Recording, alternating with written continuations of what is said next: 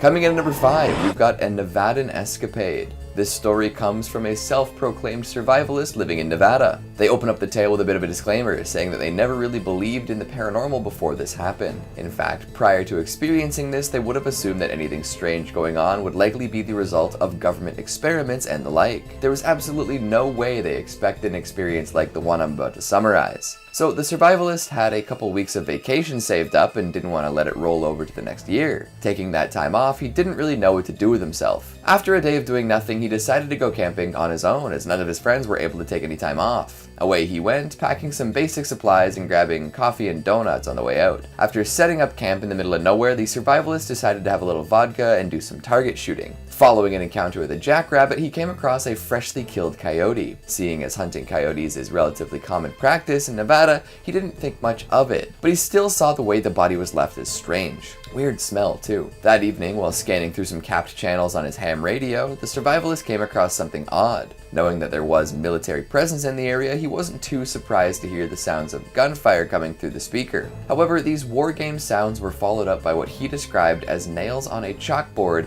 and a blood-curdling scream. Immediately after hearing these noises, the radio crapped out. Uh-oh. Reassuring himself that whatever happened there was hundreds of miles away, he went to bed. The next day, while puttering about, he wandered into a fenced-off military area, letting him know that whatever those noises were last night, they were probably closer than he assumed. Exploring this area more, he came across a cave that piqued his interest. Heading inside, he didn't notice anything odd at first, but soon became attuned to a very particular rotting smell. The same smell he noticed when coming across the oddly killed coyote. This tipped something off in his head and he got the hell out of there. At that point, the survivalist was terrified. Returning to his camp, he found that it had been raided. Everything was torn up, tossed about, and emptied, and nothing was missing though. While checking on his equipment, he noticed that all of these sounds in the area had stopped, dead quiet as night fell. And that's when he saw it. A humanoid creature standing off to the side, looking straight at him with dark voids for eyes. Hell, it even looked like it cracked a little smile. The survivalist tried to shoot it, but his bullets didn't seem to do anything but piss it off, making it scream in an ungodly fashion. Seeing that his weapon wasn't doing much, he booked it out of there and found a crevice to hide out in until sunrise. And when the sun rose, he got the hell out of there, ASAP. Coming in at number 4, we've got the Forest Ranger. Being a forest ranger must be fascinating, right? Out in the wilderness all day, every day, minimal human contact, keeping an eye on the local flora and fauna, occasionally taking part in rescues, maybe helping a lost hiker find their way, wearing a cool hat.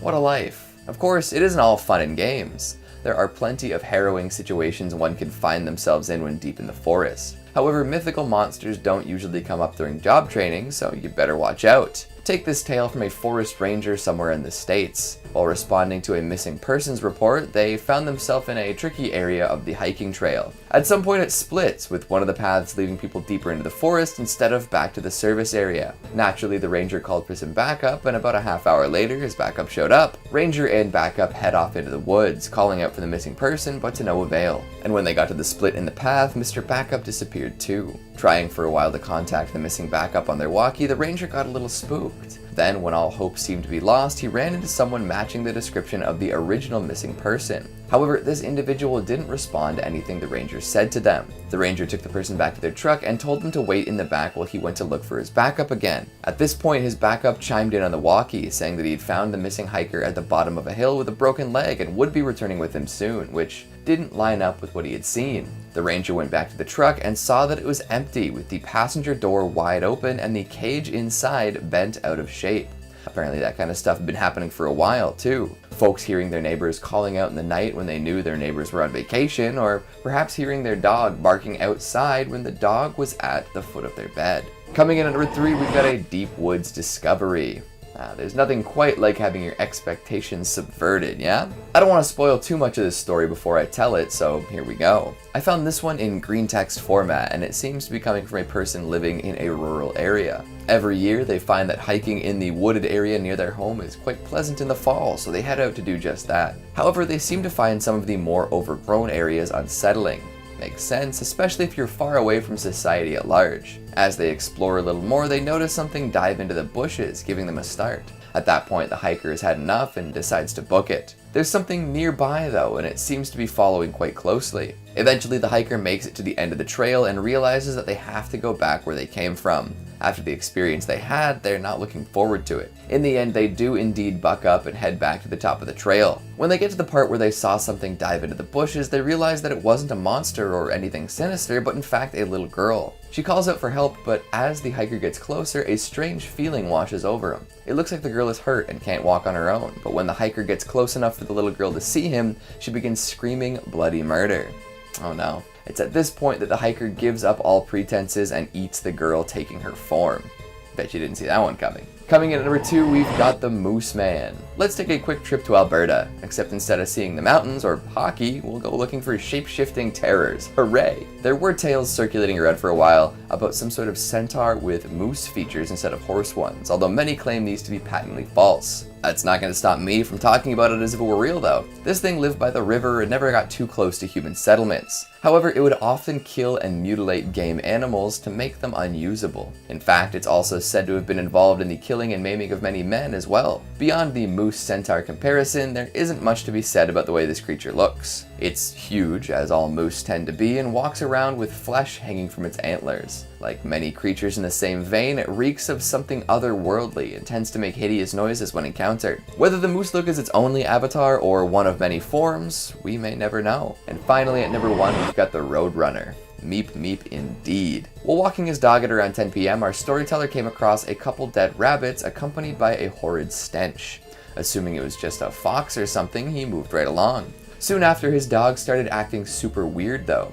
It wouldn't move at all and seemed to be staring at something off in the distance, eyes wide. Then the smell came back. This time he couldn't quite place where it was coming from, but he'd heard enough stories about bad smells and evil vibes in the woods to know to be careful. He took his dog and got off the path, hiding in some tall grass to the side.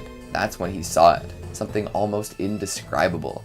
Gray skin, rotten flesh, a horrible, emaciated horse's head, limbs that only seemed to half work. Made him want to run away at full speed immediately, but that was a bad call with it so close by. Sneaking seemed to be the better choice. The man and his dog started creeping away and got about 50 feet. The creature was out of sight now and the man thought he could start running. But apparently the Roadrunner knew exactly where he was trying to sneak away to and was immediately on his tail. Thankfully, the sneaking gave this man and his dog a bit of a head start and they were off to the races. As they ran from this awful beast, the man could hear it breathing. It sounded like an overexcited child, happy to be running in the woods in search of something good. Thankfully, getting back to the jagged gravel path proved to be a challenge for the Roadrunner.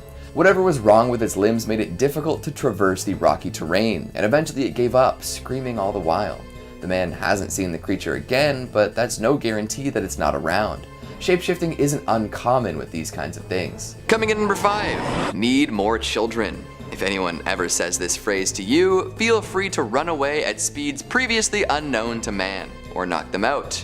You have my full support. However, if the individual in question ends up being a Wendigo, then you're probably not gonna have much luck with either of those tasks. They're just too strong and too spooky. And they get what they want most of the time, as evidenced by this story told by a now deleted Reddit user. I wonder how they're doing these days. I'll do my best to abridge this story for the sake of the length of today's video, so here we go. A man, his girlfriend, and their 3-year-old son all went out of town on a camping trip. At the behest of his superstitious partner, our storyteller packed the classic camping supplies, plus a shotgun, rifle, combat knife, and machete. When they reached their campsite, they noticed that the park rangers were kind of on edge and didn't seem to notice that they brought a whole pile of weapons. Odd. Onwards they trudged though and set up camp. That night they witnessed a horrible scene. It looked like someone had brutally killed a large animal, a buck perhaps, and dragged it away by the antlers. Not an easy task by any metric. Unnerved but resolute, they ate dinner and fed their son, then went to bed. In the middle of the night, a strange noise echoed throughout the woods, waking the man. He sat up and heard what sounded like muffled crying, prompting him to peek outside of the tent. What he saw he couldn't quite explain. It was like an enormous deer, slightly misshapen with enormous antlers and a strangely human presence about it. The man didn't need to see anything else. He pulled out his gun and shot it multiple times, causing it to bleed and shriek. It didn't die though, and before it disappeared into the night, it said the words,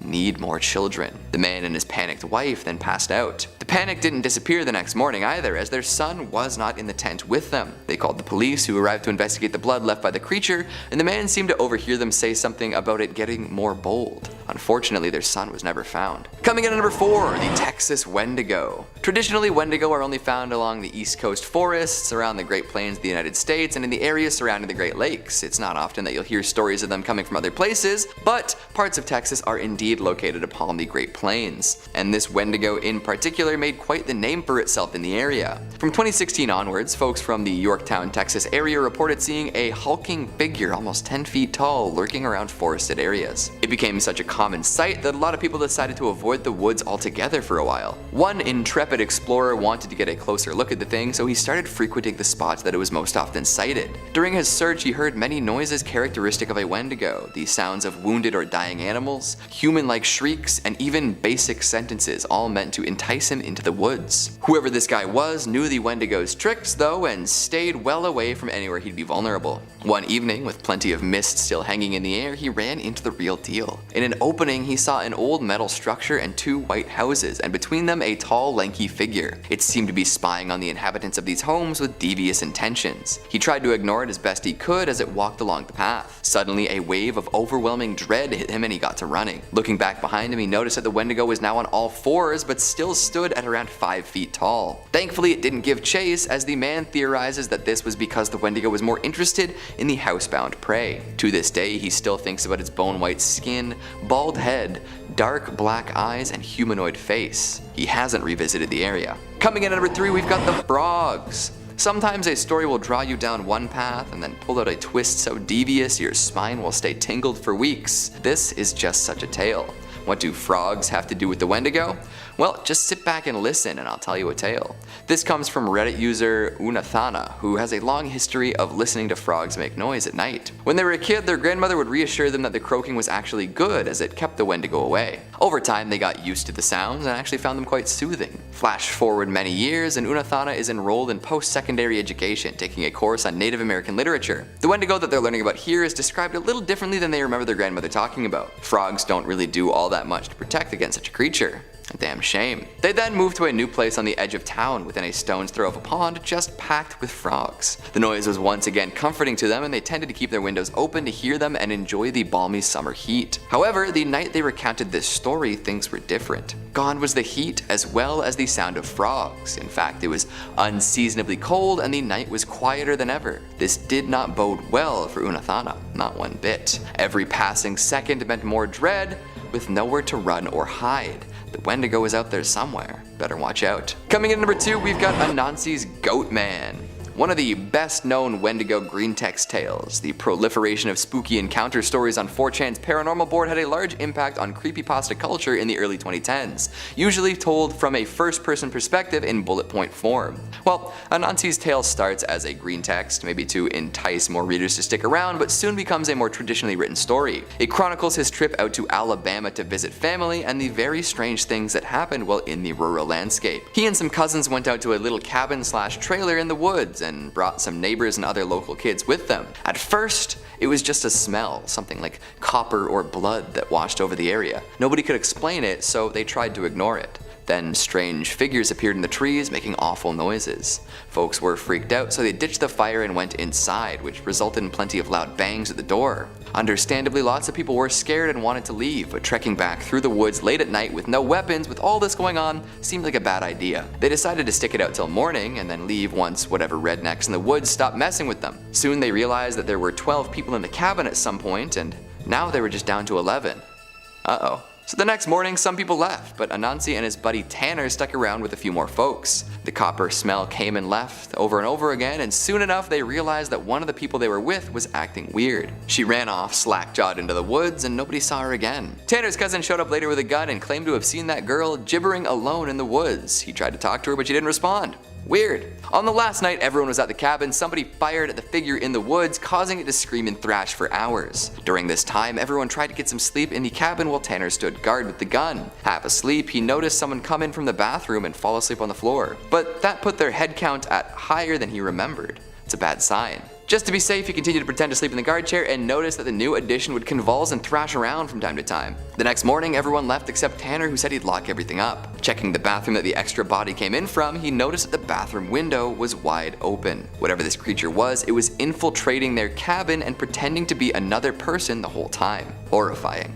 And finally at number 1 we've got the gun nut green text. We'll cap off this list with one more green text similar to Anansi's story but with a different twist. A group of friends from college decided to take a trip out to an uncle's cabin. The stench of blood and copper was just as prevalent here, and over time this strange event stacked up. The friends heard their own voices off in the woods, calling out for people to come find them. Dead animals were left all over the property, culminating in 2 halves of a deer being thrown at the side of the cabin. Thankfully, these pals were all a bunch of gun nuts with experience making homemade thermite, and when the going got bad, they got to work. Preparing to leave the cabin in the middle of the night, they had different roles for dealing with their Wendigo assailant. Some took point with rifles, while others packed their things. But at the last moment, after one pal went running off into the woods to see what he could find, they noticed something odd. A figure looking like their friend who had just run off was in the back of the cabin, appearing extra disheveled, pretending to pack up with the rest of them. This was their sign to open fire, and toss one of their homebrew thermite grenades after it. Even then, they can't be sure that they actually put an end to whatever shape-shifting creature was stalking them.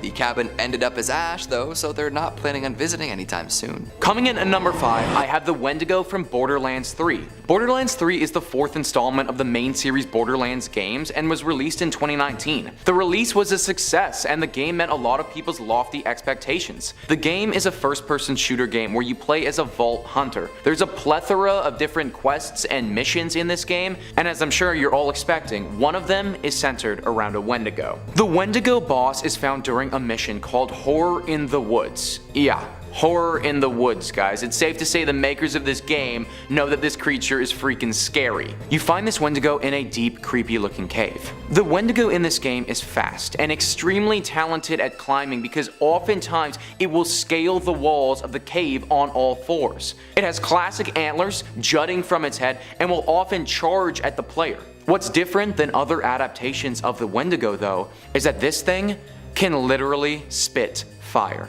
As if scaling walls and being super fast and strong wasn't enough, the game makers decided to give this Wendigo the ability to breathe fire at you. That, on top of the fact that it's extremely hard to kill, has a skull for a face, and what looks to be muscle tendons for its body is what puts it on this list. I have it down here at number 5 though, because the graphics of Borderlands 3 aren't particularly scary, but it definitely deserves a nod. At number 4, we have the Wendigo from the video game Outriders. This is a third-person video game released earlier this year on most platforms. The premise of this game is that climate change has gotten to a place of no return, and the people of Earth have decided that they need to find another planet or they're going to die. Wow, that just got real very quickly. The player in this game takes on the role of an Outrider who is an elite soldier tasked with being sent to this new planet that the human race wants to settle on. When they're there, they find a plethora of enemies, and sure enough, one of them is a Wendigo. This game doesn't have multiple Wendigos, it only has one, and let me tell you,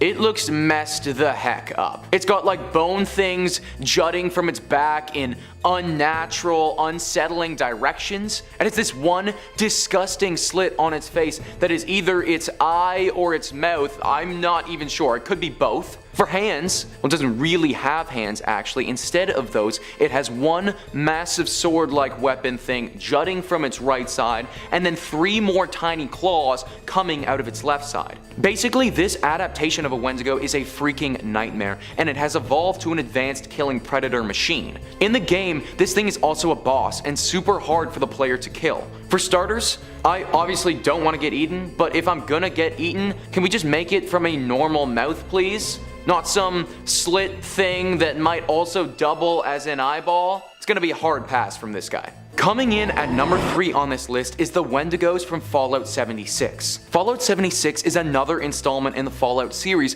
which for the most part has gotten excellent reviews. Although many thought that this video game as a whole did not meet the standards of the previous Fallout games, they definitely nailed it with their adaptation of the Wendigo. The Wendigo in Fallout 76 is a very fast and strong enemy that can be found in various locations around the map. Unlike the previous 2 video games mentioned, there are multiple Wendigos that the player has to deal with. Sticking to the folklore, the purpose of this enemy is to eat the player, and if you aren't careful or properly armed, they will succeed. What is different about Fallout 76 is that these creatures have different variations to them. The Ravenous Wendigo, the Glowing Wendigo, and the Scorched Wendigo can all be found throughout this game. The designation of what type of Wendigo they are is determined by environment or where the player is in the game. The image of the Wendigo changes slightly depending on what type of subspecies it falls under. However, they all have some general characteristics. They kind of look like a bigger and stronger Gollum from Lord of the Rings.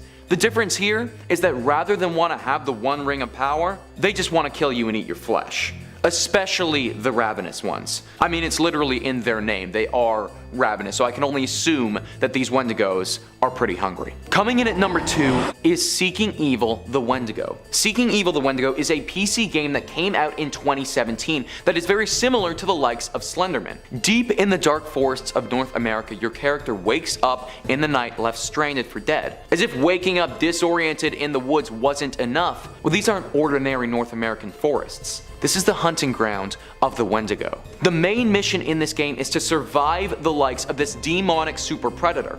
Problem is, this thing is quick. It's really quick. Quicker than your character. Like every video game, as you progress, it gets harder and harder, meaning the Wendigo gets tougher to avoid. This video game isn't like the other video games. You can't just brute force your way through it. To get rid of the curse of the Wendigo, you have to find and light totem poles that are scattered throughout the forest. Every time you light a totem pole though, this creature from hell gets faster, stronger, and more importantly, hungrier. It's said that this game requires a lot of thinking instead of the initial run from point A to point B strategy, which is a bit of a problem for me because if I'm getting chased by one of these legendary blood fiends, I'd probably be running for my life. Number 1 on this list is the Wendigos from Until Dawn. Until Dawn is a critically acclaimed PlayStation 4 video game released in 2015. What makes this game so unique is that the player can control 8 different characters. The game utilizes a butterfly effect technique where the player may make a decision as one of the characters that can then affect all of the other characters and alter the entire story. This video game often appears on other lists of the scariest video games of all time, and for good reason. The 8 players are trapped on Blackwood Mountain and they have to survive an onslaught of Wendigos. Rather than have one demonic Wendigo, this video game goes in the direction of having multiple enemies. These Wendigos also stray from the classic image of a moose humanoid-esque creature and are humans that have just mutated into cannibalistic demons due to being possessed by the Wendigo spirit. I'm not gonna lie, the graphics of these Wendigos are very unsettling. They took what Fallout 76 did and they just went way scarier with it. The Wendigos appear as these white skinny mutated beings with extremely sharp teeth and a deep desire to eat you. What brings this video game to another level to me is just how real the story gets. Without giving too much away, one of the main Wendigos was just another character that the player gets to know and that went missing a year earlier. The image of having a family member or a friend disappear and then show up a year later looking like one of those things and trying to eat me is not a happy thought. The backstory of how the Wendigos got to this mountain is also extremely creepy. It's said that in a nearby mine, the miners got trapped and had to resort to eating one another to survive. The first of these Wendigos would have been these trapped miners from years prior who ate their friends to survive. Yeah.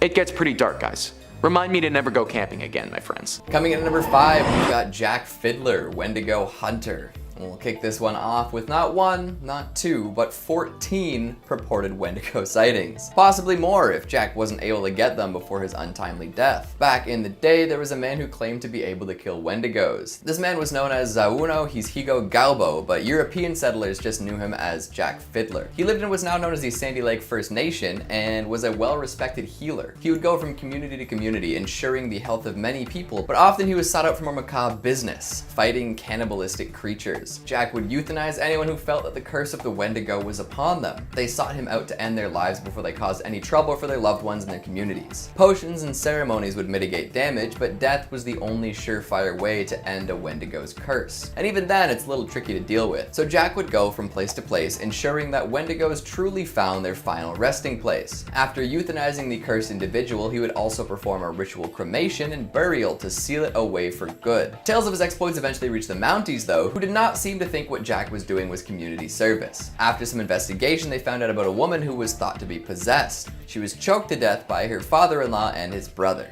Any guesses as to who the brother was? Jack Fiddler. So the Fuzz arrested the men, claiming that what the law forbids, no pagan belief can justify. Jack eventually managed to slip away from the police before his trial and killed himself to avoid the long arm of the law. 14 counts of murder is a tough sentence, especially when assisted suicide and demon hunting were not considered valid defenses. Coming in at number 4, we've got the Wendigos of Blackwood Mountain. Boom. Butterfly effect. This pod of people eaters comes from the choose your own horrific adventure game Until Dawn, featuring a pre-Bohemian Rhapsody Rami Malek. In this game, you make decisions that will end up sealing the fate of 8 unlucky vacationers. See, this group of pals decided to return to Blackwood Mountain a year after a tragic disappearance. They brought some friends up and pulled a nasty prank, resulting in one running off into the night. What the friends might not have known is that the area had been frequented by Wendigos for centuries. European miners came to the area back in the 1800s and were warned off by natives who claimed the mountain was sacred. As settlers tend to do, they ignored this advice and started excavating anyways. In doing so, they released the Wendigo spirits. Later on in the mid-1900s, a group of miners came back for some of those sweet, sweet minerals. They fell victim to some unfortunate accidents though and found themselves trapped in the mine shafts. Forced to cannibalize to survive, the remaining miners became Wendigos. After a powerful Wendigo was killed, its spirit was transferred to the unfortunate friend who ran off into the night. And you guessed it, this unfortunate individual came back with a vengeance. One by one, depending on how you play it, people fall victim to the Wendigo of Blackwood Mountain, sometimes becoming terrible creatures themselves. So next time you're in a survival situation, ask yourself if it's worth eating people and becoming a depraved monster in order to live.